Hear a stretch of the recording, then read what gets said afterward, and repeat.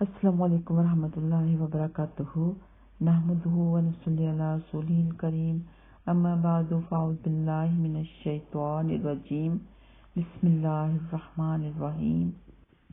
جب بھی کوئی بے چینی ہو، کوئی پریشانی ہو تو انسان کو چاہیے کہ یہ دعا پڑھے، لا الہ الا اللہ العظیم الحلیم، لا الہ الا اللہ رب العرش العظیم، لا الہ الا اللہ رب السماوات ورب الارض ورب العرش الکریم۔ ترجمہ ہے، اللہ کے سوا کوئی سچا معبود نہیں، عظمت والا ہے، بردبار ہے۔ اللہ کے سوا کوئی معبود برحق نہیں، عرش عظیم کا رب ہے۔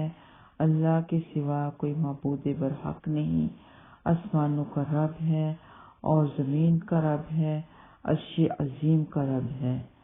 صحیح بخاری حدیث نمبر 6346، صحیح مسلم حدیث نمبر 2730۔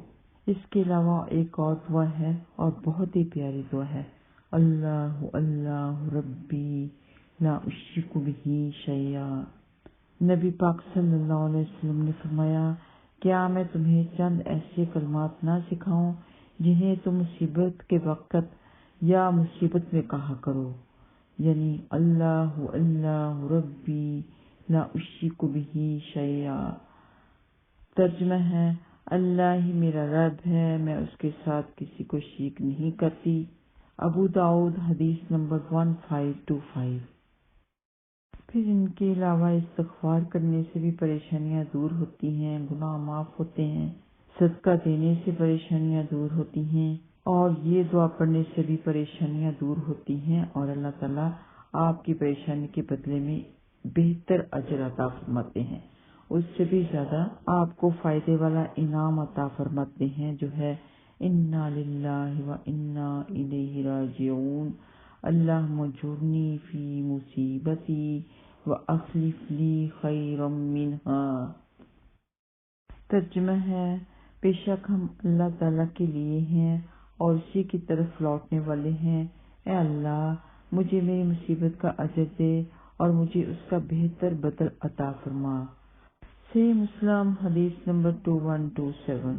یہ دعا حضرت ام سلمہ رضی اللہ تعالیٰ عنہا نے اس وقت پڑھی جب ان کے شوہر حضرت ابو سلمہ رضی اللہ تعالیٰ عنہ فوت ہو گئے، تو اللہ تعالیٰ نے اس کے بدلے میں اس کو اتنا بہتر اجر عطا فرمایا کہ نبی پاک صلی اللہ علیہ وسلم سے ان کی شادی ہو گئی۔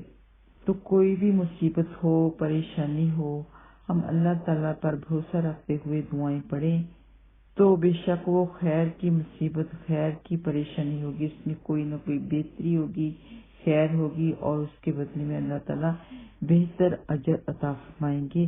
السلام علیکم ورحمۃ اللہ وبرکاتہ۔